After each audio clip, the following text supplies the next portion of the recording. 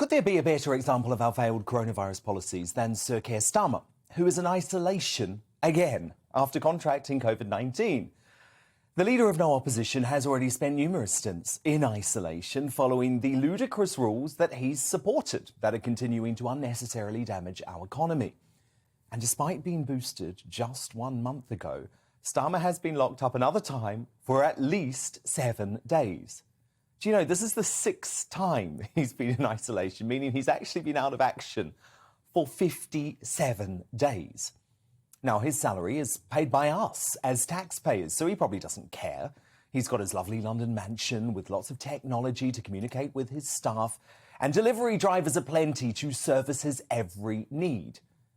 But if Starmer was struggling to put food on the table or trying to run a small business, then yet another week out of the world would be infuriating and potentially catastrophic. Before he found himself in lockdown again, Starmer proved he doesn't understand the lessons from Omicron, that vaccinating the young and the healthy is no silver bullet. He's an example, isn't he, that it doesn't stop transmission. Have a listen to his answer about keeping schools open. Starmer wants to vaccinate more healthy children. Only about half of those over 12 who are eligible to be vaccinated have been vaccinated. We said to the government, use the Christmas period to vaccinate those children. We need much better ventilation. We've been saying this for about a year to stop the virus spreading in schools. Starmer hasn't worked it out yet, has he? He's got COVID just 4 weeks after being boosted. It's now obvious that constant boosters for the healthy is no longer a sustainable path out of this pandemic. While you might not hear this being discussed on the BBC or Sky News or ITV News or by our gutless political leaders, this is actually not an extremist or niche view. In fact, it's a position this week bravely shared by Professor Sir Andrew Pollard, perhaps the most pro-vaccine human being in the land.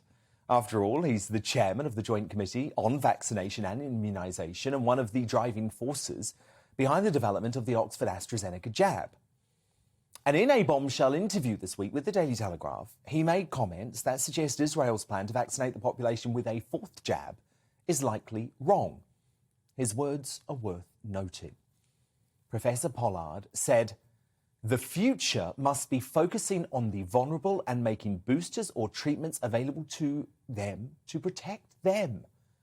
We know that people have strong antibodies for a few months after their 3rd vaccination, but more data are needed to assess whether, when and how often those who are vulnerable will need additional doses."